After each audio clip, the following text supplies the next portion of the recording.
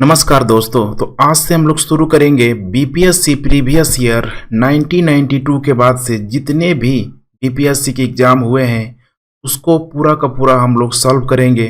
संपूर्ण विश्लेषण के साथ हम लोग सॉल्व करेंगे। और इसमें सबसे पहले आज हम लोग बात करेंगे इतिहास की। अगर इस इतिहास को देखें तो आप किसी भी साल के प्रश्न को उठा के आप देख लें, प्रत्येक वर्ष लगभग 35 प्लस प्रश्न आपको देखने के लिए यहाँ पे मिल जाएंगे। अब इन 35 प्लस प्रश्नों को अगर आप मैक्सिमम जितना अधिक आप सॉल्व कर पाते हैं तो आप प्री के करीब मतलब प्री क्वालिफाई के करीब आप उतना ही नज़दीक पहुंच जाते हैं। तो इसीलिए हिस्ट्री का जो सेगमेंट है बीपीएससी के लिए बहुत इंपॉर्टेंट होता है। लेकिन समस्या क्या होती है कि अगर आप वन बाय वन कोई भी ईयर का अगर आप प्रश्न लगाने जाते हैं तो उसमें बहुत सारी समस्याएं आती हैं। हिस्ट्री भी होता है, ज्योग्राफी भी होता है, पॉलिटी भी होता है। ऐसे बहुत सारे जो प्रश्न आते हैं उसमें समस्याएं आती है, लिंक नहीं बन पाता है। तो यहाँ पे बिल्कुल एक नए वे में मेरा यही प्रयास होगा कि सिर्फ और सिर्फ इतिहास के सेगमेंट के अंतर्गत अब यहाँ पे प्राचीन भारत आएगा, मध्यकालीन भारत आएगा, आधुनिक भारत आएगा। इन सबको लगभग 1992 के बाद से जितने भी यहाँ पे खंड में अगर एक एक खंड में अगर बांट के देखा जाए तो एग्ज़ाम में ठीक है काफ़ी आसानी हो जाएगी। और इस रिवीजन के दृष्टिकोण से भी हमारे लिए काफ़ी आसानी हो जाएगी। तो चलिए आज इतिहास ठीक है पार्ट 1 के अंतर्गत हम लोग पूरा का पूरा सिर्फ और सिर्फ प्राचीन भारत को आज हम लोग देखेंगे। और आने वाले दिनों में देखिए पूरा का पूरा सिर्फ इतिहास ही नहीं बल्कि एक एक सेगमेंट को भी हम लोग कंप्लीट करने वाले हैं। तो मेरे साथ बने रहिए, डेली का डेली देखिए, क्योंकि आगामी बीपीएससी एग्ज़ाम के लिए यह इतना महत्वपूर्ण है कि मैं इसको बता नहीं सकता हूँ। तो ज़रूर देखिए क्योंकि इसका सॉल्यूशन जो है बहुत अच्छे तरीके से यहाँ पे किया गया है। और इसमें हम लोग बात करेंगे कि लगभग 100 ठीक है 10 प्लस क्वेश्चन आपको देखने के लिए मिलेगा जो अभी तक ठीक है 1992 के बाद से जितने भी प्रश्न यहाँ पे पूछे गए हैं। तो चलिए हम लोग बारी बारी से इसका सॉल्व करते हैं। पहला प्रश्न है यहाँ पे, भारत में पशुपालन एवं कृषि के प्राचीनतम साक्ष्य प्राप्त हुए हैं, कहाँ से प्राप्त हुए हैं? तो मेहरगढ़ से। ऑप्शन करेक्ट हो जाएगा डी। अब इसका जो सॉल्यूशन है देखिए थोड़ा सा टाइम तो लगेगा, लेकिन अब ये जरूरी नहीं है कि हर एक साल जो प्रश्न है सेम टू सेम रिवीजन हो जाए। हो भी सकता है, नहीं भी हो सकता है। लेकिन इसका जो सॉल्यूशन जो दिए आप लोग देखेंगे तो ये बहुत इंटरेस्टिंग वे में दिया गया है। इससे क्या होगा कि आसपास के डायमेंशन को आप पूरी तरीके से कवर भी कर पाएंगे। तो भारतीय उपमहाद्वीप में पशुपालन एवं कृषि का प्रारंभिक स्थल मेहरगढ़ को माना जाता है, जो 7000 से लेके 5500 ईसा पूर्व के मध्य मानव बसाव का क्षेत्र था। कुछ विद्वान मेहरगढ़ में पशुपालन का काल 8500 ईसा पूर्व से मानते हैं। नवीनतम खोजों के आधार पर भारतीय उपमहाद्वीप में प्राचीनतम कृषि साक्ष्य वाला उत्तर प्रदेश में संत कबीर नगर जिले में स्थित लहुरा देव है। देखिए बहुत सारे फैक्ट यहाँ पे आते जाएंगे। यहाँ से 8000 ईस्वी से 9000 ठीक है 8000 ईसा पूर्व से 9000 ईसा पूर्व के मध्य मानव के बसने तथा निश्चित तौर पर 6400 ईसा पूर्व के पूर्व चावल के साक्ष्य प्राप्त हुए हैं। उल्लेखनीय है कि इस नवीनतम खोज के पूर्व भारतीय उपमहाद्वीप का प्राचीनतम कृषि साक्ष्य वाला स्थल मेहरगढ़ वर्तमान में पाकिस्तान के बलूचिस्तान में जो स्थित है, यहाँ से 7000 से 5500 ईसा पूर्व के गेहूं के यहाँ पे साक्ष्य मिले हैं। इसके साथ ही चावल के साक्ष्य वाला स्थल कोल्डिहावा वर्तमान में प्रयागराज जिले में बेलन नदी के तट पर स्थित है। यहाँ से 6500 ईसा पूर्व के चावल की भूसी के साक्ष्य यहाँ पे मिले हैं। तो काफ़ी कुछ इंपॉर्टेंट फैक्ट है, इसे आप लोग ध्यान में रखते चलिए। दूसरा क्वेश्चन है, निम्नलिखित में से किसको कैलकोलिथिक युग यहाँ पे माना जाता है? कैलकोलिथिक हमने देखा था ठीक है, ताम्रपसाड़ युग कैलकोलिथिक, ताम्रपसाड़ीन युग इसे बोला जाता है। ताम्रपसाड़ीन युग को कैलकोलिथिक युग भी माना जाता है। जिन संस्कृतियों में तांबे के औजार के साथ साथ पत्थर का भी बहुतायत रूप में प्रचलन मिलता है उसे ही ताम्र पाषाणीय संस्कृतियाँ कहा जाता है। ताम्र मने तांबा, पाषाण मने पत्थर। तो दोनों ही चीज़ों का यहाँ पे उपयोग किया गया है। हड़प्पा में मिट्टी के बर्तनों पर सामान्यतः किस रंग का यहाँ पे उपयोग हुआ था? तो लाल रंग का, बहुत इंपॉर्टेंट है, लाल रंग का यहाँ पे उपयोग हुआ था। तो हड़प्पा निवासी बर्तन के व्यापक पैमाने पर निर्माण करते थे। प्रारंभिक हड़प्पा सभ्यता में पैर से चालित चाक का प्रयोग किया जाता था। तो जो चाक है, जो कुम्हार, ठीक है, जो वर्तमान में डंडे वगैरह की सहायता से चलाते हैं, उस समय देखिए पैर से उसको चलाया जाता था। परिपक्व हड़प्पा के दौर में हाथ से चालित चाकों का प्रयोग किया जाने लगा। परिपक्व हमने एक डेवलप स्टेज पे जब हड़प्पा काल आ गया तब। डिजाइन के आधार पर इन बर्तनों की दो श्रेणियां थी, एक तो बिना डिजाइन वाले बर्तन तथा दूसरे चित्रित मृद भांड जिसमें चित्र बनाया जाता था। मृद भांडों को बनाने वाली मिट्टी में रेत का मिश्रण किया जाता था, जिनको पकाने पर यह हल्के भूरे लाल रंग का रूप ग्रहण कर लेती थी। इन मृद भांडों के ऊपरी हिस्सों में लाल रंग की पुताई कर दी जाती थी तथा निचले हिस्से में काले रंग से विभिन्न प्रकार की चित्रकारी की जाती थी। नेक्स्ट, सिंधु सभ्यता निम्नलिखित में से किस युग में पड़ता है? तो ध्यान रखिएगा, काफ़ी इंपॉर्टेंट क्वेश्चन है। बहुत सारे स्टूडेंट के बीच ये समस्याएं पैदा हो जाती हैं। आद ऐतिहासिक काल में, ठीक है, आद ऐतिहासिक काल में, ठीक है, मैंने वैसा काल जहाँ पे लिपि तो मिला है, लिपि मिला है, लेकिन इस लिपि को पढ़ा नहीं गया है, वो उसी में आएगा ये आद ऐतिहासिक काल अर्थात हड़प्पा काल। इधर आप लोग देखते चलिएगा, ठीक है, सारे के सारे जो भी बीपीएससी में पूछे गए हैं वही सारे प्रश्न आपको देखने के लिए मिलेंगे। ऐतिहासिक काल का निर्धारण पठनीय लेखन कला के ज्ञान के आधार पर किया जाता है। लेखन कला के ज्ञान से पहले का कालखंड प्रागैतिहासिक कालखंड होता है। भारतीय इतिहास में 2500 ईसा पूर्व से लेके 600 ईसा पूर्व तक का कालखंड आदि ऐतिहासिक माना गया है। सिंधु सभ्यता आदि ऐतिहासिक काल की सभ्यता है। अब इसमें, ठीक है, जो भी वैदिक काल है वो भी इसी में शामिल हो जाएगा, क्योंकि वैदिक काल के जो भी, ठीक है, लिपि मिला गया है उसका स्पष्ट मैंने आम व्यक्ति तो उसको पढ़ नहीं सकता है, समस्या यहाँ पे आएगी, इसीलिए उसको भी शामिल कर लिया गया है। क्योंकि यहाँ पर लेखन कला को तो ज्ञान है परंतु अभी तक इसे पढ़ा नहीं जा सका है, तो इसीलिए, ठीक है, वेदों का जब भी बात करेंगे आप, जो भी 4 वेद हैं उसका जो व्याख्या है अलग अलग तरीके से किया गया है। नेक्स्ट, सिंधु घाटी सभ्यता की सबसे महत्वपूर्ण विशेषता यहाँ पे क्या है? तो पकी ईंट से बनी इमारत सबसे इसकी महत्वपूर्ण विशेषता है।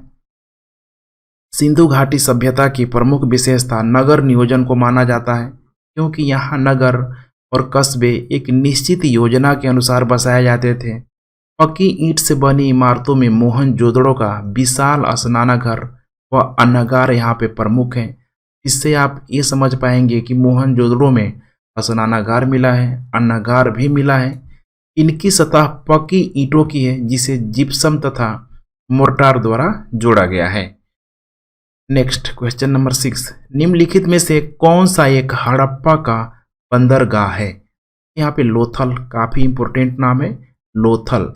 हड़प्पाई नगर लोथल गुजरात के अहमदाबाद जिले में भोगवा नदी के किनारे स्थित है। यहाँ की सर्वाधिक महत्वपूर्ण उपलब्धि हड़प्पा कालीन बंदरगाह है। नेक्स्ट, निम्न में से किस हड़प्पा कालीन स्थल से टेराकोटा, बहुत इंपॉर्टेंट नाम है, ध्यान रखिएगा, टेराकोटा का हल यहाँ पे प्राप्त हुआ है? तो इसका करेक्ट उत्तर हो जाएगा यहाँ पे बनावली, ठीक है, बनावली। हरियाणा के फतेहाबाद जिले में स्थित बनावली से टेराकोटा का हल प्राप्त हुआ है। क्वेश्चन नंबर 8, निम्नलिखित में से कौन हड़प्पा और मोहनजोदड़ो के उत्खनन से यहाँ पे संबंधित नहीं है? तो आर.डी. बनर्जी, इनका भी नाम है, के.एन. दीक्षित हैं, एम.एस. वत्स भी हैं, बी. स्मिथ यहाँ पे ध्यान रखिएगा ये नहीं है, इसीलिए करेक्ट उत्तर हो जाएगा डी। वर्ष 1921 में फेमस नाम है दयाराम साहनी ने हड़प्पा का सर्वेक्षण किया। वर्ष 1926 से 27 से वर्ष 1933 से 34 में माधव स्वरूप, काफ़ी इंपॉर्टेंट नाम है, माधव स्वरूप वत्स हड़प्पा के उत्खनन कार्य से संबंधित रहे। मोहनजोदड़ो की खोज सर्वप्रथम वर्ष 1922 में रखाल दास बनर्जी ने किया हुआ था। तीन तीन नाम देखिए आ गया। दयाराम साहनी का, जिसने सर्वेक्षण किया, माधव स्वरूप वत्स जिसने उत्खनन किया, और 1922 में जिसने खोज किया रखाल दास बनर्जी। एग्जाम में बहुत ध्यान से देखिएगा। तथा इसके पुरातात्विक महत्व की ओर ध्यान आकर्षित किया। इनके अतिरिक्त कुछ अन्य विद्वान के.एन. दीक्षित, अर्नेस्ट मैके, आर.एल. स्टील, ए. घोष, जे.पी. जोशी आदि ने भी इस सभ्यता की खोज में महत्वपूर्ण योगदान दिया। अतः स्पष्ट है कि बी.ए. स्मिथ हड़प्पा सभ्यता की खोज से संबंधित नहीं रहे, बल्कि ये भारतविद एवं कला इतिहासकार के रूप में प्रसिद्ध थे।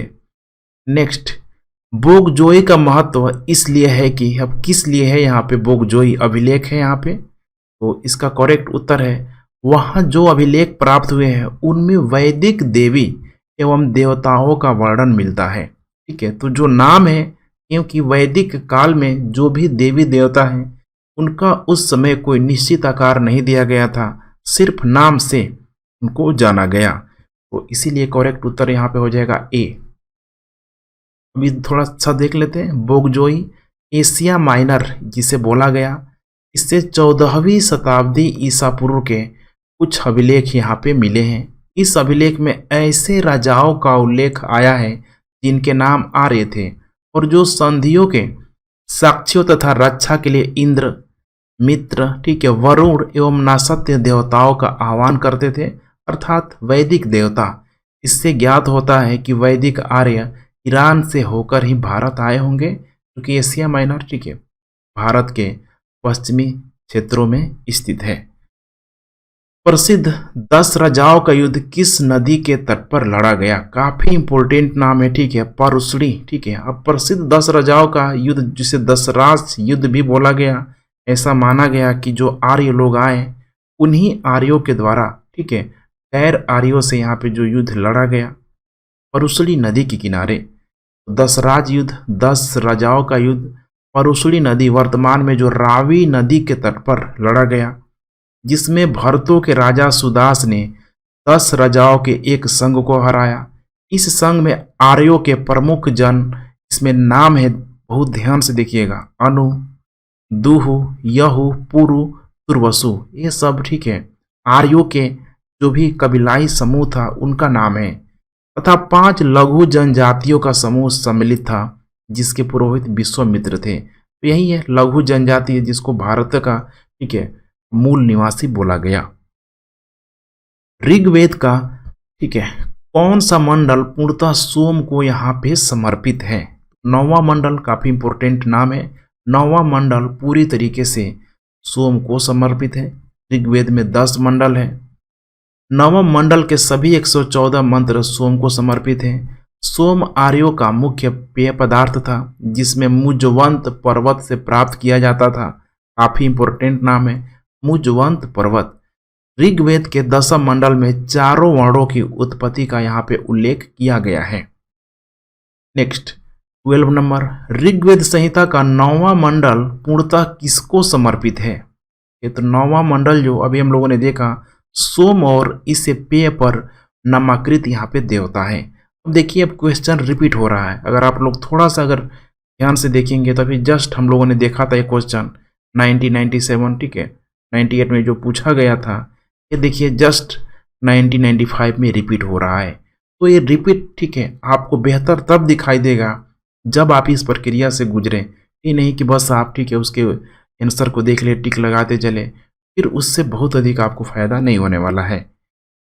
गायत्री मंत्र किस पुस्तक में मिलता है? ठीक है, ऋग्वेद में गायत्री मंत्र का उच्चारण दिया गया है। इसके रचनाकार विश्वामित्र हैं। यह मंत्र ऋग्वेद के 3 मंडल में वर्णित है। नेक्स्ट, महावीर स्वामी का जन्म कहाँ हुआ था? कुंडग्राम में। काफी इंपॉर्टेंट नाम है, देखिए कितने बार पूछ दिया गया है, मैंने एकदम बीपीएससी ने धुन दिया इसको। तो महावीर स्वामी का जन्म कुंडग्राम या कुंडलपुर में लगभग 599 ईसा पूर्व में हुआ था। उनकी माता तीसला वैशाली के लिच्छवीगढ़ राज्य के प्रमुख चेटक की बहन थी तथा पिता सिद्धार्थ यात्री के क्षत्रियों के संघ के प्रधान थे। मतलब संघ, ध्यान रखिए गणराज्य का जहाँ पे कॉन्सेप्ट था, उनके बड़े भाई नंदीवर्धन थे। कुछ प्राचीन संस्करण की मैंने पुराना जो एनसीईआरटी पुस्तक में कई जगह पे महावीर का जो जन्म दिया है 540 ईसा पूर्व यहाँ पे दिया गया है, लेकिन 599 ज़्यादा अनठेंट मतलब ऑथेंटिक है। इसी आधार पर अनेक अन्य प्रकाशनों ने यही जन्म तिथि अपने पुस्तकों में अंकित कर दिया है, जिससे भ्रम की स्थिति उत्पन्न हुई है। महावीर स्वामी का सही जन्म तिथि 599 ईसा पूर्व ही उचित है। ध्यान रखिएगा, एग्जाम में अगर दोनों ऑप्शन आए तो 599 ही आप लोगों को लगाना है, क्योंकि महावीर स्वामी महात्मा बुद्ध के पहले के काल है। महात्मा बुद्ध का जन्म 563 ईसा पूर्व में हुआ है और एनसीईआरटी के नवीन संस्करणों में अब महावीर स्वामी का जन्म 599 ईसा पूर्व यहाँ पे प्रकाशित हो चुका है। तो इसको लेके कन्फ्यूजन की स्थिति मत करिए, बिल्कुल ठीक है। 599 देखते हैं आप लोग, टिक करिए। नेक्स्ट, महावीर जैन की मृत्यु निम्नलिखित में से किस नगर में हुई? मृत्यु पावापुरी में, काफी इंपोर्टेंट नाम है, पावापुरी में। महावीर स्वामी का जन्म 599 ईसा पूर्व में वैशाली के निकट कुंडग्राम में हुआ था। उनके पिता सिद्धार्थ ज्ञात्रिक क्षत्रियों के संघ के प्रधान थे, जो वज्जी संघ का एक प्रमुख सदस्य था। 527 ईसा पूर्व के लगभग 72 वर्ष की आयु में राजगिरी के समीप स्थित पावापुरी नामक स्थान में उन्होंने शरीर का त्याग दिया, अर्थात उनको निर्वाण की प्राप्ति हो गई। अब जो निर्वाण की प्राप्ति हुई, सबसे पहले उनको कैवल्य की प्राप्ति हुई। कैवल्य के मतलब होता है बौद्ध धर्म में संपूर्ण ज्ञान, उसके तत्पश्चात ठीक है निर्वाण अर्थात मोक्ष की प्राप्ति हो गई। नेक्स्ट, भगवान महावीर का प्रथम शिष्य था। देखिए, जब ऐसे क्वेश्चन आते हैं तो बड़ी समस्या होती है, इसीलिए ठीक है इसको ध्यान देना जरूरी है।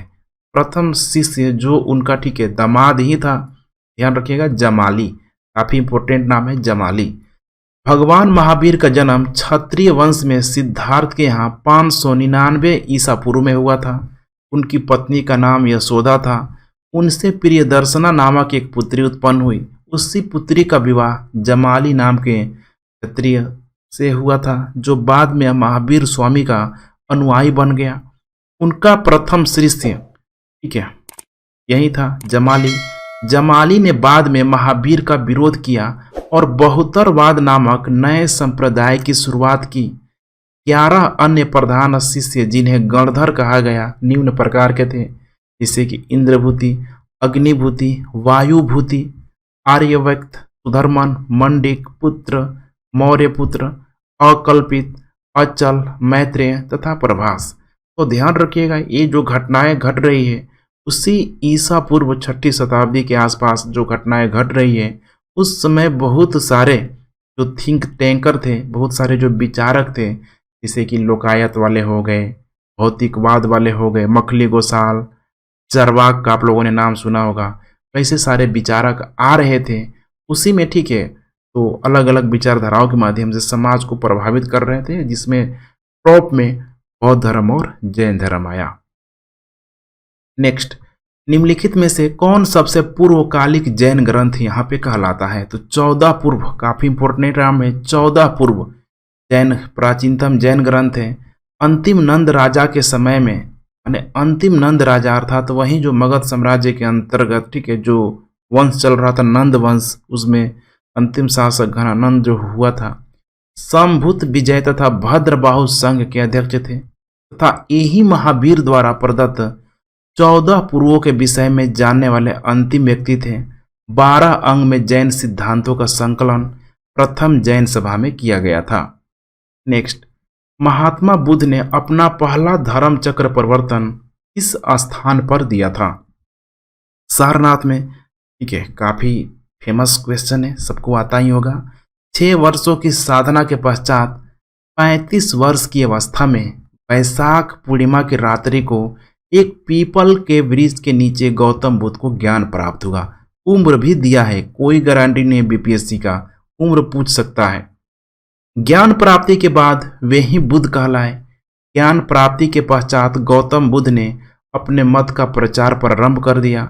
उरुबेला से वे सबसे पहले ऋषिपत्तनम, माने उस समय ठीक है सारनाथ जिसे बोला गया, वहां पे गए। यहाँ उन्होंने 5 ब्राह्मण सन्यासियों को पहला उपदेश दिया। इस प्रथम उपदेश को ही धर्म चक्र परिवर्तन का नाम दिया गया। यह उपदेश दुख, दुख के कारण, दुख का अंत माने उनके समाधान से संबंधित है। इसे ही 4 आर्य सत्य बोला गया, जिसमें केंद्र बिंदु था तृष्णा को खत्म करो, इच्छाओं को मारो, तभी जाके मोक्ष की प्राप्ति होगी। नेक्स्ट, महात्मा बुद्ध का महापरिनिर्वाण यहाँ पे कहाँ हुआ? महापरिनिर्वाण कहाँ हुआ? तो इसका करेक्ट उत्तर हो जाएगा कुशीनगर में। उस समय कुशीनारा बोला गया। ठीक है, तो उत्तर प्रदेश में गोरखपुर के आसपास का क्षेत्र है। महात्मा बुद्ध ने अपना पहला उपदेश सारनाथ में दिया। उसके पश्चात वे बौद्ध धर्म के प्रचार के लिए कपिलवस्तु, राजगृह, वैशाली तथा कौशल राज्य गए। सबसे अधिक बौद्ध धर्म का प्रचार कौशल राज्य में हुआ। कौशल नरेश परसेंजित ने भी अपने परिवार के साथ बुद्ध की शिष्यता यहाँ पे ग्रहण करी। जो भी ये कौशल नरेश आप देख रहे हैं, उस समय जो 16 महाजनपदों का जो उदय हो चुका था, यही सारे जनपद हैं। अपनी प्रचार करते हुए वे मल्लों की राजधानी पावा पहुंचे।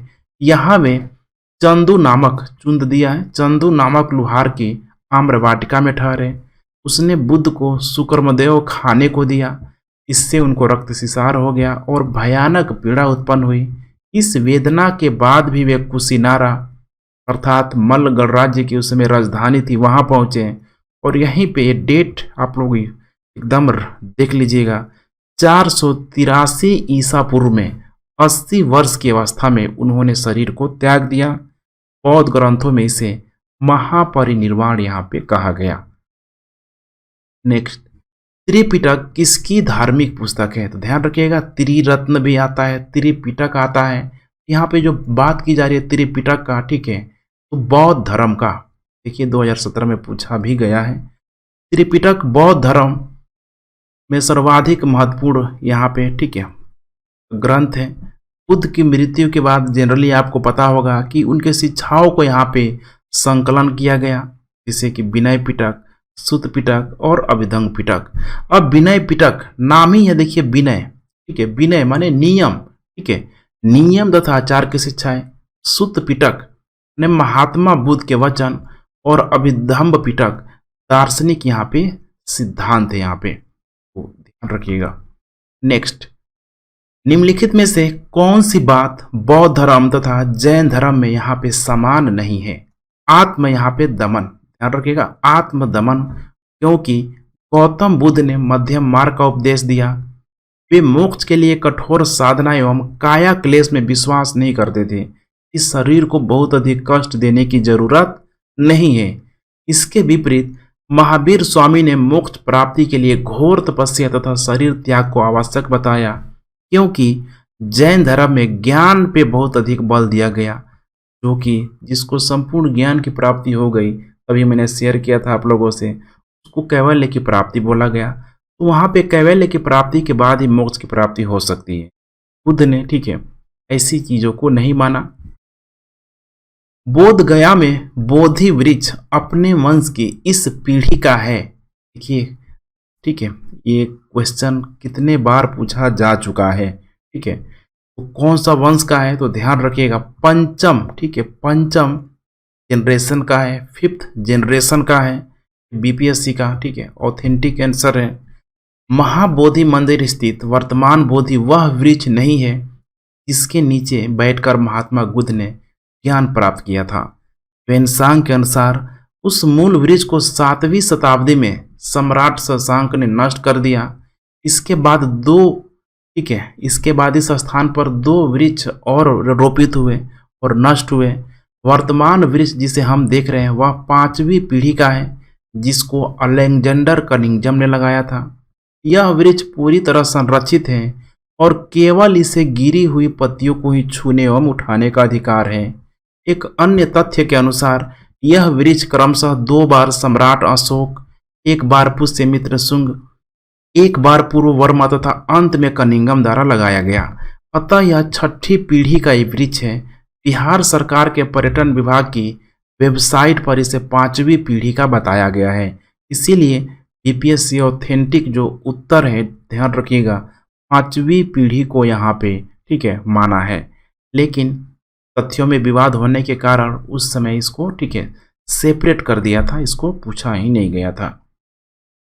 नेक्स्ट, बराबर की गुफाओं का उपयोग किसने आश्रय गृह के रूप में किया? तो आजीवक संप्रदायों के द्वारा यहाँ पे किया गया। मौर्य युग में पर्वत गुफाओं को काटकर निवास स्थान बनाने की कला का पूर्ण विकास हुआ। अशोक तथा उसके पौत्र, ध्यान रखिएगा उसके पौत्र, ठीक है माने नाती, दशरथ के समय में बराबर तथा नागार्जुनी पहाड़ियों को काटकर आजीवकों के लिए आवास बनाए गए थे। आजीवक संप्रदाय आप लोगों को ध्यान होगा, मखली गोसाल वगैरह का नाम काफी इंपॉर्टेंट है। अशोक के समय बराबर पहाड़ी की गुफाओं में सुदामा की गुफा तथा कर्ण चौपड़ नामक गुफा सर्वप्रसिद्ध है। तो आजीविका, ठीक है, आजीवक संप्रदाय आप लोगों को देखेंगे। इसके अलावा लोकायत संप्रदाय भी आएगा, एक लोकायत संप्रदाय, ठीक है, ऐसा माना गया कि इसकी स्थापना चरवाक के द्वारा किया गया। नेक्स्ट, आजीवक संप्रदाय के संस्थापक थे, आ ही गया देखिए मखली गोसाल, ठीक है। मखली गोसाल प्रारंभ में महावीर के शिष्य थे, किंतु बाद में मतभेद होने के चलते इन्होंने महावीर की शिष्यता त्याग कर आजीवक नामक स्वतंत्र संप्रदाय की स्थापना की। इनका मत नियतिवाद कहा जाता है, जिसके अनुसार संसार की प्रत्येक वस्तु भाग्य द्वारा पूर्व नियंत्रित एवं संचालित होती है। कि कोई भी अगर क्रिया हो रही है, कोई भी अगर प्रक्रिया हो रही है, तो पहले से ध्यान रखिएगा वो नियत है, पहले से उसको लिख दिया गया है, तब जाके हो रहा है, इसीलिए इसको नीतिवाद बोला गया। पाटलिपुत्र के संस्थापक थे, कौन थे पाटलिपुत्र के संस्थापक? उदयन के द्वारा किया गया। उदयन वही जो बिंबिसार का, ठीक है, पोता बोला जाएगा, उदयन, ध्यान रखिएगा, ठीक है, अजातशत्रु का पुत्र। पाटलिपुत्र की स्थापना अजातशत्रु के उत्तराधिकारी उदयन ने गंगा और सोन नदी के संगम पर एक किला बनाकर की। इससे मगध साम्राज्य की राजधानी राजगिरी से पाटलिपुत्र स्थानांतरित कर दिया गया।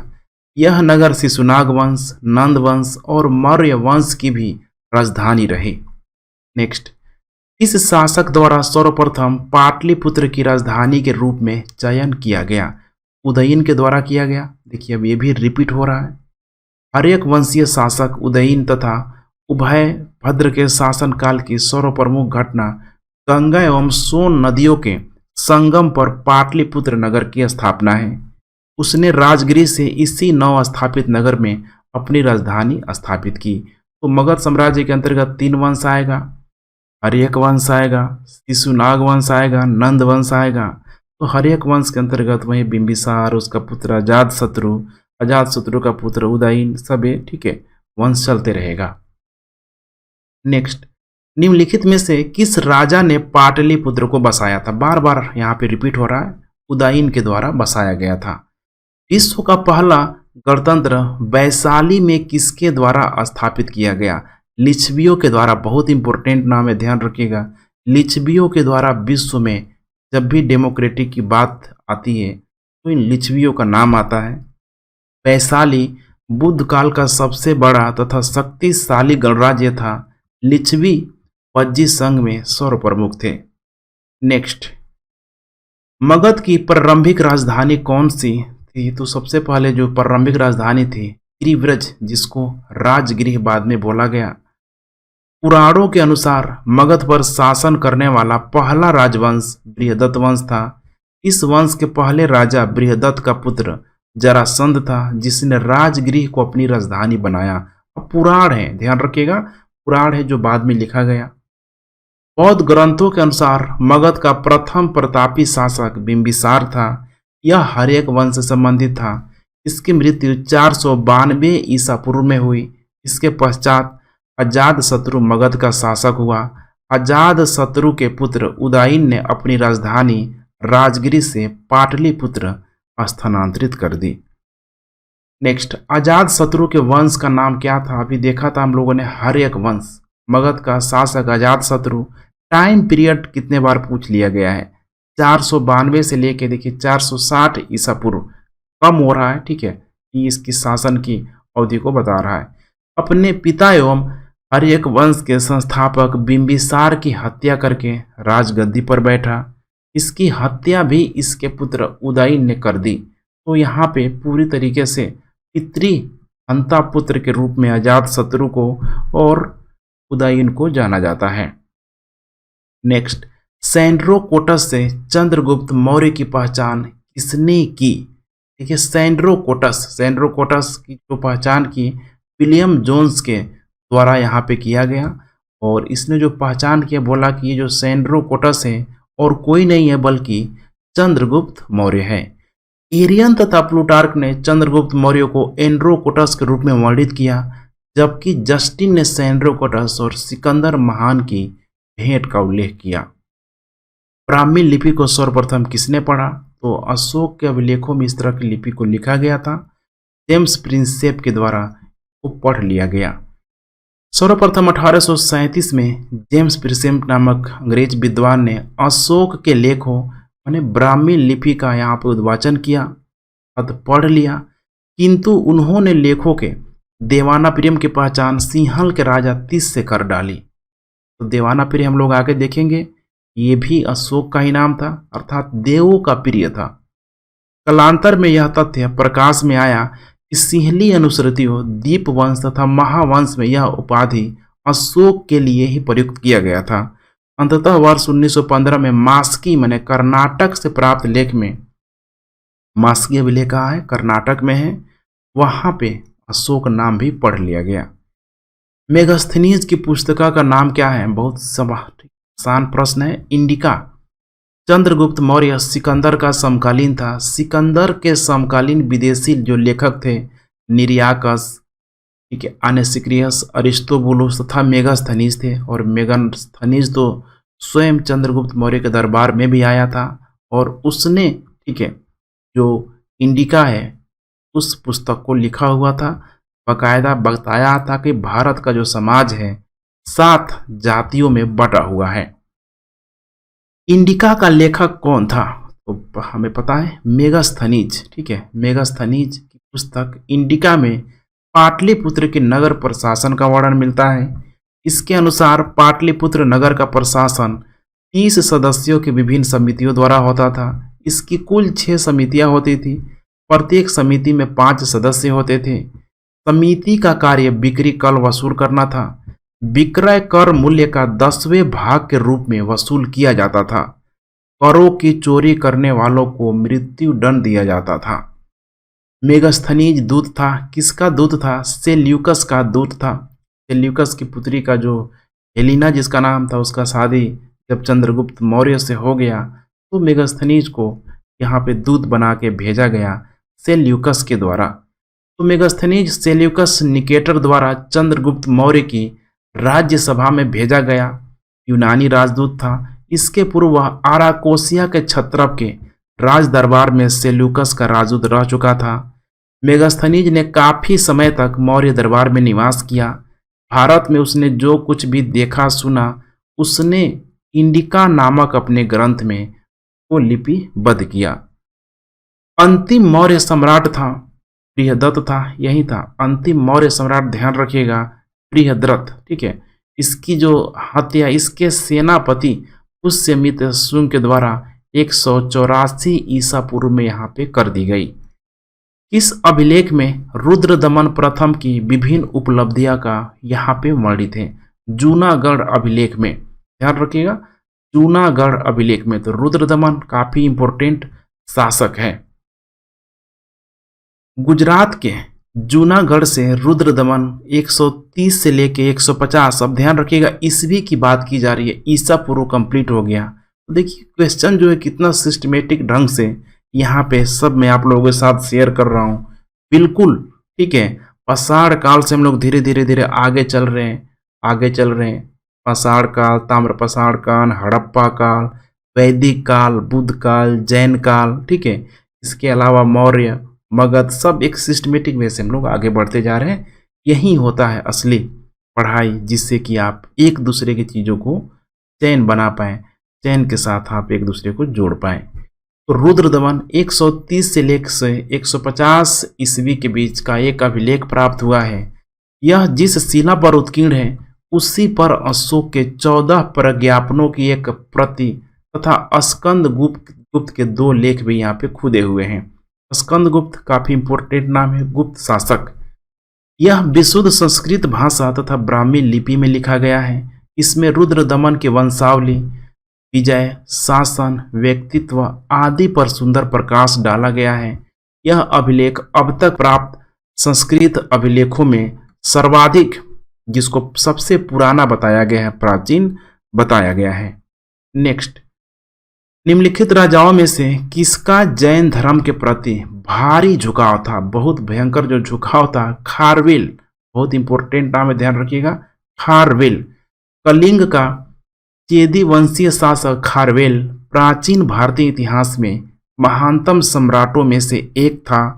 उड़ीसा प्रांत के भुवनेश्वर से 3 मील की दूरी पर स्थित उदयगिरी पहाड़ी की हाथी गुम्बा से उसका एक बिना तिथि का अभिलेख भी प्राप्त हुआ है। यह अभिलेख खारवेल का इतिहास जानने का एकमात्र स्रोत है। इसका जैन धर्म के प्रति भारी झुकाव था। हाथी गुम्बा अभिलेख प्राकृत भाषा में है, एक एक लाइन कीमती है। नेक्स्ट, 39 नंबर, कलिंग नरेश खारवेल का संबंध था महामेघ वाहन वंश से, इसका संबंध था। कलिंग के चेदी राजवंश का संस्थापक महामेघवाहन नामक व्यक्ति था, अतः इस वंश का नाम महामेघवाहन वंश भी पड़ गया। इस वंश का सर्वाधिक शक्तिशाली शासक खारवेल हुआ। खारवेल के इतिहास अध्ययन का एकमात्र साधन अभी जस्ट देखा था हम लोगों ने, हाथी गुम्बा अभिलेख था। प्राचीन भारत का नेपोलियन किसे कहा गया? बच्चा बच्चा जानता है, समुद्रगुप्त को बोला गया। इसने बोला, इतिहासकार विसेंट स्मिथ ने अपनी रचना अर्ली हिस्ट्री ऑफ इंडिया में समुद्रगुप्त की वीरता एवं विजयों पर मुग्ध होकर उसे भारतीय नेपोलियन की संज्ञा दी। समुद्रगुप्त की विजयों का वर्णन प्रयाग प्रशस्ति में मिलता है। इसके लेखक हरिसेन थे। तो प्रयाग प्रशस्ति का मतलब होता है गुणगान। पूरी तरीके से हरिसेन के द्वारा समुद्रगुप्त का गुणगान किया गया है, उसके युद्ध अभियानों का गुणगान किया गया है। नेक्स्ट, गुप्त सम्राट जिसने हुड़ों को पराजित किया था, जिसका नाम था स्कंद गुप्त। काफी इंपॉर्टेंट नाम है, स्कंद गुप्त। हुड़ों का पहला भारतीय आक्रमण गुप्त शासक सम्राट स्कंद गुप्त के शासन काल में 455 ईस्वी में हुआ था तथा स्कंद गुप्त के हाथों वे बुरी तरह पराजित हुए। US राय के अनुसार, सब यहाँ पे इतिहासकारों के नाम है, इस हुड़ आक्रमण का नेता हुसनेवाज था। यह आक्रमण एक धावा मात्र रहा और देश के ऊपर इसका कोई तत्कालिक प्रभाव नहीं पड़ा, किंतु परोक्ष रूप से इसने गुप्त साम्राज्य के पतन की गति को तेज कर दिया। स्कंद गुप्त की मृत्यु के बाद 5वीं शताब्दी के बाद अंत तक 6ठी शताब्दी के प्रारंभ में उत्तर पश्चिम में कई क्षेत्रों पर हुड़ों ने कब्जा कर लिया। अर्थात स्कंद गुप्त के जो भी उत्तराधिकारी आएंगे, कमजोर उत्तराधिकारियों की वजह से हुड़ों के द्वारा धीरे धीरे उनके क्षेत्रों पे कंट्रोल किया जाने लगा। नेक्स्ट, इस प्रकार की भूमि को अपहत कहा जाता था। इस प्रकार की भूमि को अपहत कहा जाता था, तो बिना जोती हुई जंगली भूमि को अपहत कहा गया। यह गुप्तकालीन राजस्व व्यवस्था का एक पद है, टर्म के रूप में मौजूद था। चीनी यात्री संगयुन ने भारत की यात्रा की। आप सोच नहीं सकते हैं, देखिए यहाँ पे टाइमलाइन दिया हुआ है, BPSC क्या कर सकता है। देखिए 2016 में पूछा हुआ है।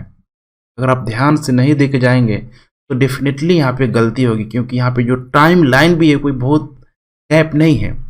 515 ईस्वी से लेके 520 ईस्वी के बीच यह यात्रा किया हुआ था संगयुन। क्योंकि आयान हो गया, वेनसांग हो गया, कितने बार पूछा जा चुका है, आगे हम लोग देखेंगे अभी, तो ध्यान रखिएगा ये हो जाएगा।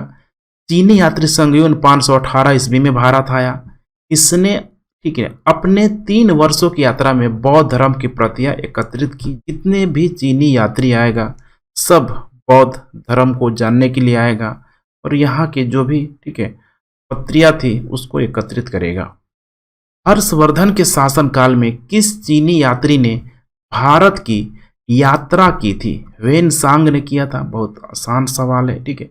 हर्षवर्धन के समय की सर्वप्रमुख घटना चीनी यात्री ह्वेनसांग के भारत आगमन की है। उसकी उत्कट अभिलाषा महात्मा बुद्ध के चरण चिन्हों द्वारा पवित्र किए गए स्थानों को देखने एवं पवित्र बौद्ध ग्रंथों का अध्ययन करने की थी, जो उन दिनों भारत में सुलभ थे। इस उद्देश्य की पूर्ति हेतु उसने तांग शासकों की राजधानी चंगन से भारत के लिए 629 ईस्वी में प्रस्थान किया। मैंने कहाँ से वो चला हुआ था? बिल्कुल सिल्क रूट से वो आएगा। अपनी भारत यात्रा के ऊपर उसने एक ग्रंथ लिखा जिसको सी युका कहा गया। तो ये नाम इंपॉर्टेंट है, आगे प्रश्न बन के आ ही जाएगा। कल्हड़ की पुस्तक का नाम क्या है? राज तरंगड़ी। कल्हड़ ने राज तरंगड़ी में कश्मीर का इतिहास लिखा। इस ग्रंथ की रचना कल्हड़ ने जय सिंह मैंने 1127 से लेकर 1159 के शासन काल में किया। ये वही, ठीक है, जय सिंह है, काफी इंपोर्टेंट नाम है। चंद्रगुप्त मौर्य के प्रधानमंत्री चाणक्य ने राजनीति शास्त्र पर प्रसिद्ध ग्रंथ अर्थशास्त्र की रचना की। नेक्स्ट, उदंतपुर शिक्षा केंद्र निम्न में से किस राज्य में अवस्थित था? तो ध्यान रखिएगा, उदंतपुर वर्तमान में, ठीक है, बिहार में स्थित उदंतपुर जिले, जिसे उदनापुर भी कहा जाता है, प्राचीन काल में एक प्रमुख शिक्षा केंद्र था। यह बिहार राज्य में अवस्थित था। इसकी स्थापना पाल वंश के प्रथम शासक गोपाल ने की थी। नेक्स्ट 47, कर्नाटक वंश का संस्थापक कौन था? नान्यदेव। ध्यान रखिएगा, नान्यदेव। कर्नाटक वंश के संस्थापक नान्यदेव 1097 से लेकर 98 ईस्वी के आसपास वे एक महान योद्धा थे। नान्यदेव ने कर्नाटक की राजधानी सिमरावगढ़ को बनाया। कर्नाटक वंश का शासनकाल 1097 से 1325 ईस्वी मिथिली का, ठीक है, स्वर्ण युग यहाँ पे कहा गया है। कर्नाट वंश का, ठीक है, तो ध्यान रखिएगा, कर्नाट वंश यहाँ पे, कर्नाटक नहीं है। कर्नाट वंश का अंतिम शासक कौन था? तो अंतिम शासक था हरि सिंह। कर्नाट वंश का अंतिम शासक हरि सिंह देव थे। एक कला और साहित्य के महान संरक्षक थे। इन्होंने पंजी व्यवस्था की शुरुआत की थी। इस काल में अछूत की अवधारणा स्पष्ट रूप से यहाँ पे उद्गृत हुई थी। तो धर्म शास्त्र के समय, ठीक है, क्योंकि ऋग्वैदिक काल, उत्तर वैदिक काल, उत्तर गुप्त काल में अछूत का जो कॉन्सेप्ट है, धर्मशास्त्र जब पुराण वगैरह, ठीक है, जब लिखा जाने लगा तो उस समय आ गया। खासकर गुप्त काल के समय स्पष्ट रूप से आपको दिखाई देगा। धर्मशास्त्रों के समय 4 वर्ण, ब्राह्मण, क्षत्रिय, वैश्य एवं शूद्र था। इसके अतिरिक्त समाज में अनेक जातियां यथा अंबस्ट, उग्र, निषाद, मागध, वैदेहक, रथकार आदि का आविर्भाव हुआ। अनुलोम, ठीक है, अनुलोम एवं प्रतिलोम विवाहों के फलस्वरूप हो गया। पौडिनी ने 2 प्रकार के शूद्रों का उल्लेख किया, निर्वसित एवं अनिवरिश। इनमें पहले प्रकार के शूद्रदेही अस्पृश्य माने जाते थे, तो ये है निर्वसित, इसी को अस्पृश्य माना गया। माइक्रो लेवल का क्वेश्चन है। नेक्स्ट, कनिष्क के शासनकाल में बौद्ध सभा किस नगर में आयोजित की गई थी? ठीक है, कश्मीर में। बौद्ध धर्म की चौथी और अंतिम संगीति सभा कुषाण शासक कनिष्क के राज्यकाल में कश्मीर के कुंडलवन में हुआ। इसकी अध्यक्षता वसुमित्र ने की थी। अशोघस इसके उपाध्यक्ष थे। यहाँ बौद्ध ग्रंथों के कठिन अंशों पर सम्यक विचार किया गया और प्रत्येक पिटक पर भाष्य भी लिखा गया। कनिष्क ने इन्हें ताम्रपत्रों पर खुदवा कर एक स्तूप में रखवा दिया। त्रिपिटक में लिखे गए इन्हीं भाष्यों को विभाषा शास्त्र कहा जाता है।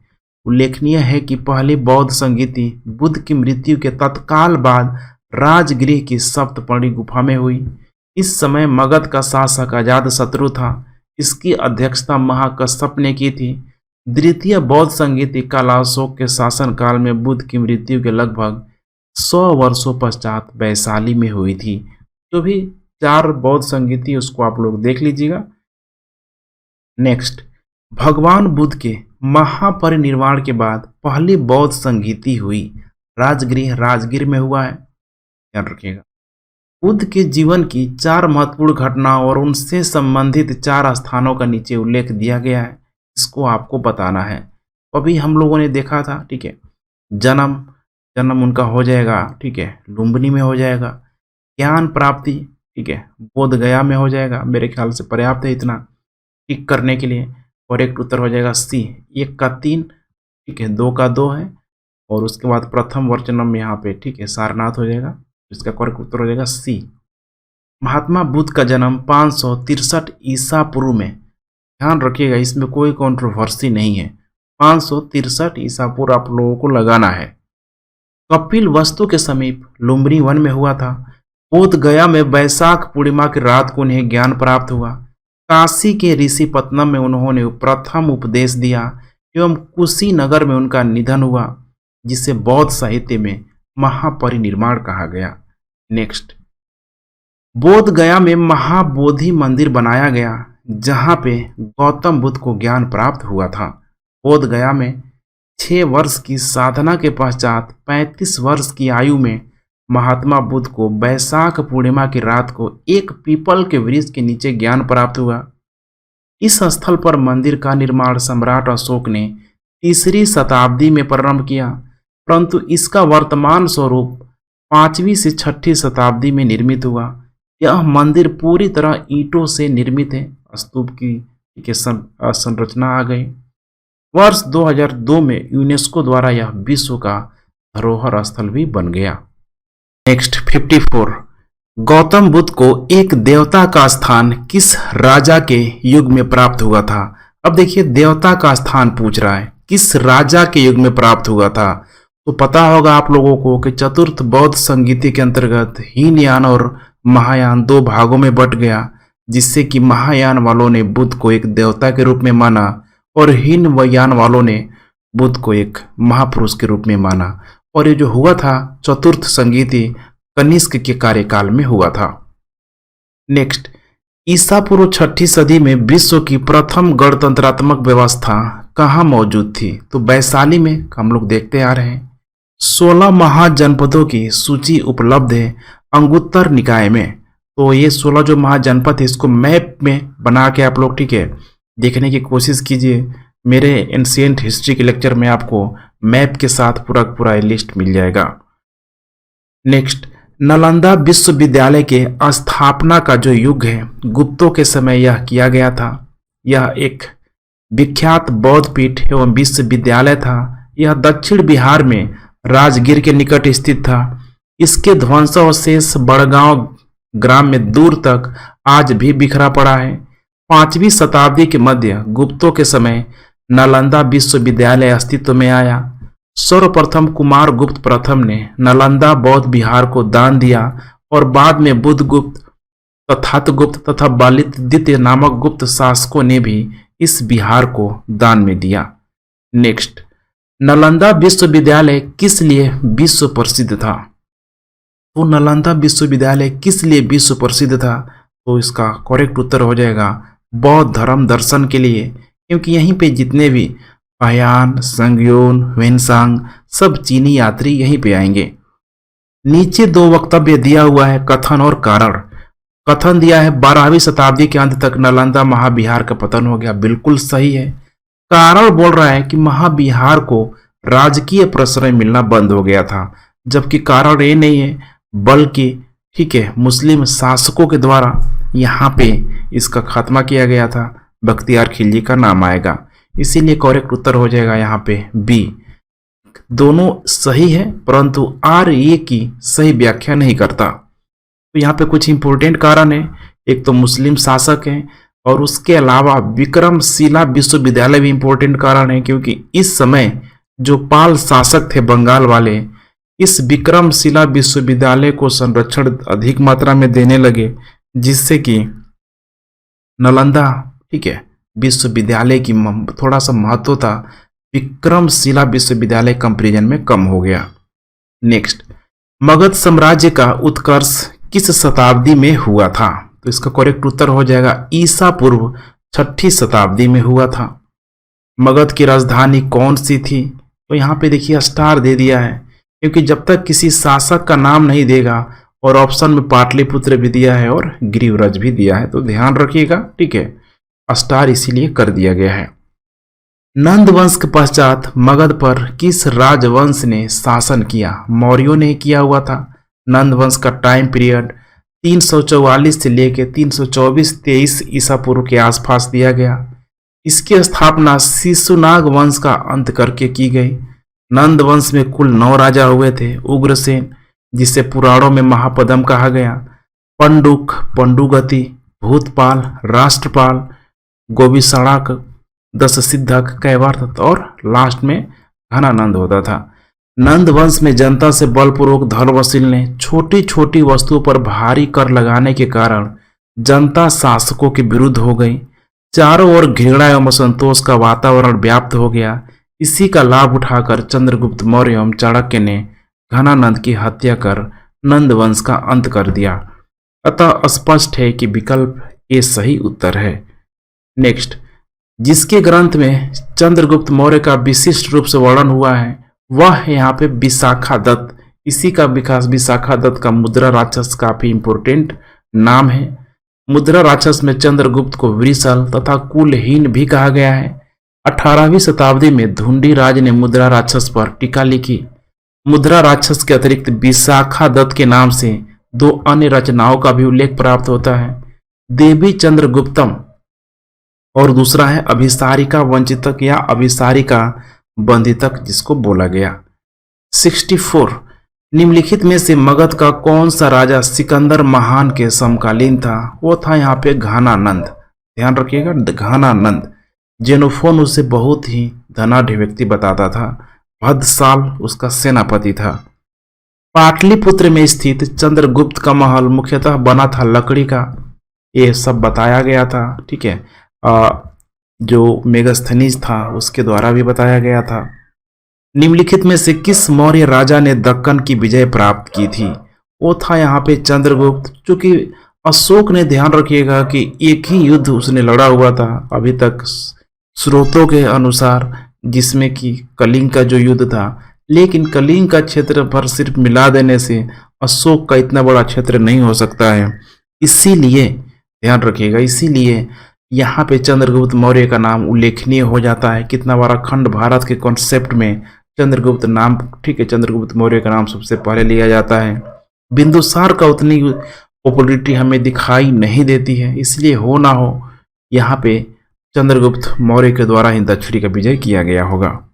अभिलेख, जिससे यह प्रमाणित होता है कि चंद्रगुप्त का प्रभाव पश्चिम भारत पर था, इससे रुद्रदमन का जूनागढ़ अभिलेख से हमें जानकारी मिलती है। नेक्स्ट, निम्न में से कौन सा क्षेत्र अशोक के साम्राज्य में सम्मिलित यहाँ पे नहीं था? श्रीलंका का क्षेत्र सम्मिलित नहीं था, इसे आप लोग देख लीजिएगा। अशोक के शासन काल में बौद्ध सभा किस नगर में आयोजित किया गया था? पाटलिपुत्र में किया गया था। सिहली अनुश्रुतियों, दीपवंश और महावंश के अनुसार अशोक के राज्यकाल में पाटलिपुत्र में मुगलीपुत्र तीस की अध्यक्षता में तृतीय बौद्ध संगीति का आयोजन हुआ था। अशोक के शिलालेखों में प्रयुक्त भाषा है प्राकृत भाषा है, लेकिन क्षेत्रीय भाषाएं भी मौजूद है। देखिए, अलग अलग क्षेत्रों में अलग अलग भाषाओं का उपयोग भी किया गया है। बेसिकली अशोक के अभिलेखों को 3 भागों में हम लोग बांट सकते हैं। पहला शिलालेख, स्तंभ लेख और तीसरा है गुहा लेख।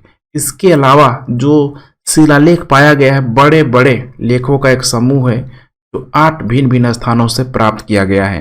ये कुछ महत्वपूर्ण नाम है: शाहबाजगढ़ी, मानसेहरा, कालसी, गिरनार, धौली, जौगढ़, एरीगुड़ी तथा सुपारा। अशोक के देखिए अधिकांश जो अभिलेख है प्राकृत भाषा ब्राह्मी लिपि में लिखा गया।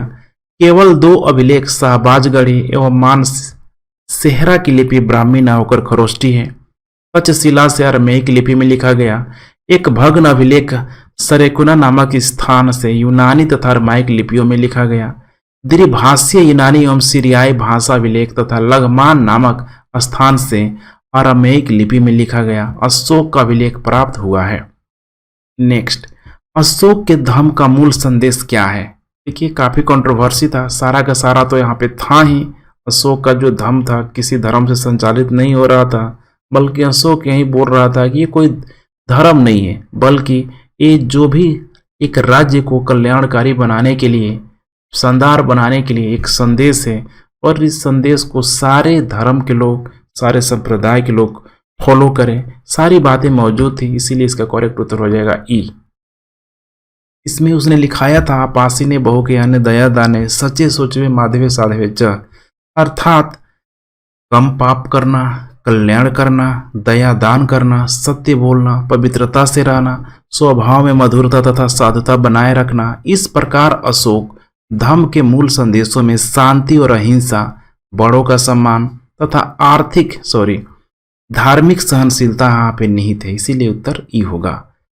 केवल वह स्तंभ जिसमें अशोक ने स्वयं को मगध का सम्राट बताया, उस अशोक, ठीक है, उस अभिलेख का नाम है भाब्रू स्तंभ। कौटिल्य के अर्थशास्त्र में किस पहलू पर प्रकाश डाला गया है? राजनीतिक नीतियों पर सबसे अधिक उस पर फोकस डाला गया है। कौटिल्य की पुस्तक अर्थशास्त्र किस विषय पर आधारित है? अब देखिए, कोई एक सब्जेक्ट हम लोग यहाँ पे नहीं ले सकते हैं। बीपीएससी ने भी इसका उत्तर ही माना है, क्योंकि आर्थिक संबंध है, शासन कला के सिद्धांत अभ्यास है, विदेश नीति है, सब इसकी चर्चा किया गया है। नेक्स्ट, मेगास्थनीज ने भारतीय समाज को कितनी श्रेणियों में विभाजित किया? 7 श्रेणियों में विभाजित किया गया। वो 7 श्रेणी दार्शनिक, कृषक, पशुपालक, कारीगर, योद्धा, निरीक्षक और सभासद हैं। इसमें बताया गया है कि मौर्य काल में कोई भी व्यक्ति ना तो अपनी जाति से बाहर विवाह कर सकता था, ना ही उससे भिन्न अपना पेशा अपना सकता था। मौर्य समाज का 7 वर्गों में विभाजन का विशेष रूप से उल्लेख किया गया है। इसने उल्लेख किया गया है, ठीक है, मेगास्थनीज की पुस्तक इंडिका में किया गया। पेरिप्लस ऑफ द इरिथ्रियंस किसने लिखा? एशियस, प्लिनी, टॉलमी, स्ट्रेबो, किसी ने नहीं। इसमें से उपयुक्त में से कोई नहीं है। इसको लिखा है, ध्यान रखिएगा, अलेक्जेंड्रिया के लगभग 60 ईस्वी में अलेक्जेंड्रिया के एक अनाम नाविक ने लिखा है। इसमें सब जो भी व्यापार से संबंधित बातों को इसमें, ठीक है, उस समय जो भी भारत से किया गया है, सारी चीज़ों का मेंशन किया गया है। वह स्रोत जिसमें पाटलिपुत्र के प्रशासन का वर्णन उपलब्ध है, उसका नाम है इंडिका, मेगास्थनीज की इंडिका। उस समय मेगास्थनीज ने पाटलिपुत्र के नगद परिषद की 5 सदस्यों वाली 6 समितियों का उल्लेख किया। वह नगर के पदाधिकारियों को एस्टिनोमुनोई यहाँ पे कहता है। पाटलिपुत्र को किस शासक ने सर्वप्रथम अपनी राजधानी बनाई? तो चंद्रगुप्त मौर्य ने बनाई। इनमें से किसने ध्यान रखिएगा यहाँ पे, क्योंकि उदयन का नाम यहाँ पे नहीं दिया है, इसीलिए यहाँ पे चंद्रगुप्त मौर्य का नाम दिया है, तो इसीलिए उसी का यहाँ पे करेक्ट उत्तर होगा। इनमें से किसने सर्वप्रथम व्यापक पैमाने पर स्वर्ण मुद्रा का प्रचलन किया? तो कुषाण शासक था विम कदफिसिस के द्वारा बहुत बड़े मात्रा में चलाया गया। कला की गंधार शैली निम्न समय में फली फूली। कुषाणों के समय गंधार शैली, ठीक है, खूब इसका डेवलप हुआ। कुषाण शासक कनिष्क के शासन काल में कला के क्षेत्र में 2 स्वतंत्र शैलियों का विकास हुआ। एक था गंधार शैली और दूसरा था मथुरा शैली। शुंग वंश के बाद किस वंश ने भारत पर राज किया? तो शुंग के बाद जो दूसरा वंश आएगा कर्ण आ जाएगा, ठीक है, काफी इंपोर्टेंट नाम है कर्ण वंश। शुंग वंश का अंतिम राजा देवभद्दी अपने अमात्य वसुदेव के षड्यंत्रों के द्वारा मार दिया गया। वसुदेव ने जिस नवीन राजवंश की नींव डाली वह कर्ण था, ठीक है। अब इन्हीं कौरवों को हरा के आगे सिमुक आ जाएगा, सातवाहन वंश की स्थापना कर देगा। राजा खारवेल का नाम जुड़ा है, ठीक है, किससे? हाथी गुम्बा लेक के साथ जुड़ा हुआ है, जो उदयगिरी की पहाड़ियों में स्थित यही एकमात्र रिसोर्स है जो खारवेल के बारे में जानकारी देता है। नगरों का क्रमिक पतन किस काल की एक महत्वपूर्ण विशेषता थी? तो गुप्त काल की क्रमिक पतन, ध्यान रखिएगा, ठीक है, क्रमिक पतन उस समय होते गया। किस शासक वंश ने मंदिर एवं ब्राह्मणों को सबसे अधिक ग्राम अनुदान में दिया? गुप्त वंश के शासकों के द्वारा। यहाँ से ब्राह्मण धर्म का पुनः पुनरुत्थान हो जाएगा और जबरदस्त तरीके से ब्राह्मणों को यहाँ पे, ठीक है, दान दिया गया। गुप्त युग में भूमि राजस्व की दर क्या थी? तो एक जनरल है 1/6 भाग, आपको कुछ नहीं करा है, ऑप्शन में 1/6 अगर दिया रहे तो उसे आप लोग लगा के आइए। नेक्स्ट, भागवत संप्रदाय के विकास में किसकी देन यहाँ पे अत्यधिक थी? तो गुप्तों की देन यहाँ पे अधिक थी। उस समय यहाँ पे मैंने बताया ब्राह्मण धर्म का, ठीक है, पुनरुत्थान का काल यहाँ पे माना गया। इसी समय सब, ठीक है, जो भी पुराण का कॉन्सेप्ट आया, अवतारवाद के कॉन्सेप्ट आ गया, सब यहीं से आगे बढ़ने लगा। इनमें से किसने पहली बार यह व्याख्या की थी कि पृथ्वी की अपनी धुरी पर घूमने के कारण प्रतिदिन सूर्योदय एवं सूर्यास्त होता है? आर्यभट्ट के द्वारा यह किया गया, बहुत पहले कर दिया गया था। चीनी यात्री ह्वेनसांग ने किस विश्वविद्यालय में अध्ययन किया हुआ था? नालंदा विश्वविद्यालय में अध्ययन किया हुआ था। लगभग देखिए 1.5 साल तक नालंदा में रहा था। ह्वेनसांग की भारत में यात्रा के समय सूती कपड़ों के उत्पादन के लिए सबसे प्रसिद्ध नगर कौन सा था? तो उस समय था वाराणसी, ध्यान रखिएगा, वाराणसी। कभी बाढ़ निवासी था, कहाँ का निवासी था? बाणभट्ट, काफी इंपोर्टेंट नाम है, पाटलिपुत्र का, ध्यान रखिएगा, पाटलिपुत्र का। तो बाणभट्ट हर्षवर्धन का दरबारी कवि था, ये पाटलिपुत्र क्षेत्र का निवासी था। हर्षचरित्र, कादम्बरी, चंडी शतक इसके प्रमुख रचनाएं थी। चीनी यात्री सिंह ने बिहार का भ्रमण किया, कब किया था? टाइम देखिए पूछ ले रहा है, 637 ईस्वी के आसपास, यही है इत सिंह। चीनी यात्री इत सिंह 671 या 72 ईस्वी में जब यह युवक था, अपने 37 बौद्ध सहयोगियों के साथ बौद्ध धर्म के अवशेषों को देखने की इच्छा से उसने पाश्चात्य विश्व का भ्रमण करने का निश्चय किया। वह दक्षिण के समुद्री मार्ग से होकर भारत आया। 675 से 685 ईस्वी तक नालंदा विश्वविद्यालय में अध्ययन किया। 693 से 94 ईस्वी के लगभग सुमात्रा होते हुए वह वापस जाके चीन लौट गया। प्रसिद्ध चीनी यात्री फाहियान ने किसके शासन काल में भारत की यात्रा की थी? चंद्रगुप्त, ठीक है, सेकेंड के काल में आया हुआ था। नालंदा विश्वविद्यालय के संस्थापक कौन थे? गुप्त लोग थे, कुमार गुप्त, ध्यान रखिएगा, कुमार गुप्त।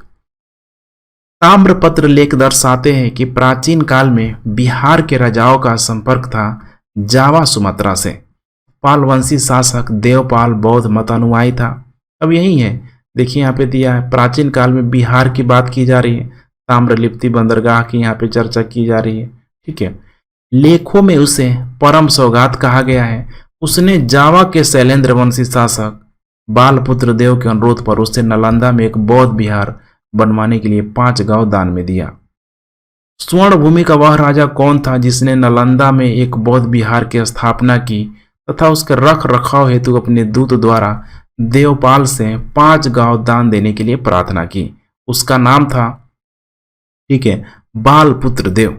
स्वर्ण भूमि के शासक बालपुत्र देव ने नालंदा में एक बौद्ध विहार की स्थापना की तथा उसके रख रखाव हेतु अपने दूत द्वारा देवपाल से 5 गांव देने के लिए प्रार्थना भी की। नेक्स्ट, नालंदा विश्वविद्यालय के विनाश के क्या कारण थे? सबसे पहले कारण यहाँ पे मुसलमान ही, बख्तियार खिलजी का नाम उल्लेखनीय है इसमें। खजुराहो मंदिर स्थापत्य के निर्माण में सहयोगी थे चंदेल, काफी इंपोर्टेंट नाम है चंदेल। खजुराहो के मंदिर चंदेल राजाओं के समय 950 से लेके 1050 ईस्वी के बीच बनाए गए। यहाँ के मंदिरों में काफी इंपोर्टेंट नाम है कंदरिया महादेव का मंदिर सर्वोत्तम है। खजुराहो मध्य प्रदेश के छतरपुर जिले में स्थित है। विक्रमशिला शिक्षा केंद्र के संस्थापक का नाम था धर्मपाल के द्वारा यह किया गया, बिहार के भागलपुर जिले में स्थित। निम्नलिखित राजवंशों में से किसका उल्लेख संगम साहित्य में नहीं हुआ है? तो चेर चोल पांड्य का हुआ है। इन कदंबों का उल्लेख जो कर्नाटक के तरफ थे, इनका उल्लेख नहीं हुआ है।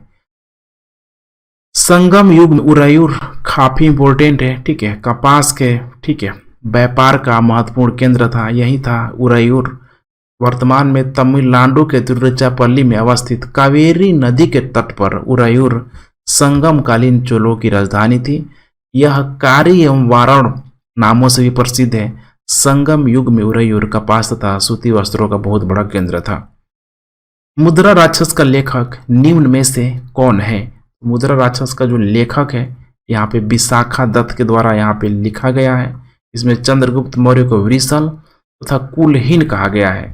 ढूंढी राज ने मुद्रा राक्षस पर टीका लिखी है, बहुत इंपॉर्टेंट चीज है, बार बार रिपीट हो रहा है। पृथ्वीराज रासो के लेखक हैं चंदबरदाई के द्वारा यहाँ पे लिखा गया।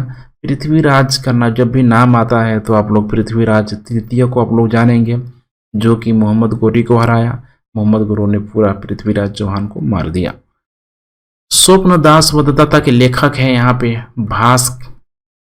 यहाँ पे देख लीजिएगा, महाकवि भास के नाम से 13 नाटक उपलब्ध हुए हैं, जिन्हें 1909 में श्री टी गणपति शास्त्री ने त्रावणकोर राज्य से प्राप्त किया। इन नाटकों के नाम हैं सब, ठीक है, आप लोग देख लीजिएगा एक बार इसे पॉज करके, काफी लंबा चौड़ा यहाँ पे नाम सब दिया गया है। कुमार संभव महाकाव्य किस कवि ने लिखा? कालिदास के द्वारा यह लिखा गया कुमार संभव, ध्यान रखिएगा। कालिदास, इसमें 17 सर्ग हैं, इनमें प्रकृति चित्रण तथा कार्तिकेय की जन्म कथा का वर्णन है। उस स्रोत का नाम बतलाए जो प्राचीन भारत के व्यापारिक मार्गों पर यहाँ पे मौन है। मिलिंद पन्हो, ध्यान रखिएगा, मिलिंद पन्हो। पाली भाषा में बौद्ध भिक्षु नागसेन द्वारा लिखित मिलिंद पन्हो में नागसेन एवं हिंद यवन शासक मिनांडर के बीच वार्तालाप का वर्णन मिलता है। इसमें कोई भी व्यापारिक मार्गों का वर्णन नहीं मिलता है। नेक्स्ट, हर्षचरित्र नामक पुस्तक किसने लिखी? काफी आसान प्रश्न है, बाणभट्ट के द्वारा यहाँ लिखा गया।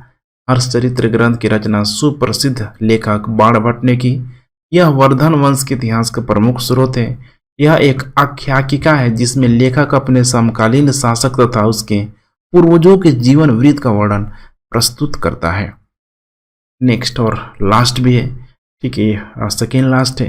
चोल काल किसके लिए प्रसिद्ध था? काफी इंपॉर्टेंट है, अपनी ग्राम पंचायत के लिए काफी इंपॉर्टेंट क्वेश्चन है, ध्यान रखिएगा, चोल यहाँ पे। नेक्स्ट, दक्षिण भारत के मंदिर के आकर्षक द्वार यहाँ पे क्या कहलाते थे? तो गोपुरम बना गया, ठीक है, गेट जो मंदिर के जो बड़ा बड़ा जो गेट होता था, मोर देन वन हो सकता है, 1 2 3 बड़े बड़े गोपुरम उस समय खूब बनाया गया, तो इसे आप लोग ध्यान रखिएगा। दक्षिण भारत में जो शैली होती है मंदिर शैली, जिसको द्रविड़ शैली बोला जाता है। ठीक है फ्रेंड्स, आज एंशिएंट हिस्ट्री को हमने कंप्लीट कर लिया। कल हम लोग मिडेवल, मॉडर्न, ऐसे बारी बारी से एक एक सेगमेंट को हम लोग कवर करेंगे। आज आप लोगों का अंदाजा लग गया होगा कि बीपीएससी के पैटर्न में अगर आप, ठीक है, पूरा पूरा अगर सेगमेंट अगर बांट के अगर आप इसको प्रश्न को सॉल्व करते हैं तो कितना आसान हो जाता है। हमें पता भी चलता है कि कौन से प्रश्न कितना रिपीट कर रहे हैं, किस प्रश्न की आने की संभावना बढ़ जाती है। तो आने वाले दिनों में पूरा का पूरा आप लोग बिल्कुल इसके लिए निश्चिंत रहें। लेक्चर को, ठीक है, शेयर करते रहें, लाइक भी करते रहें, और इस वीडियो को अधिक से अधिक, ठीक है, कमेंट भी इसमें ज़रूर कीजिए। थैंक्स फॉर वॉचिंग एंड जय हिंद।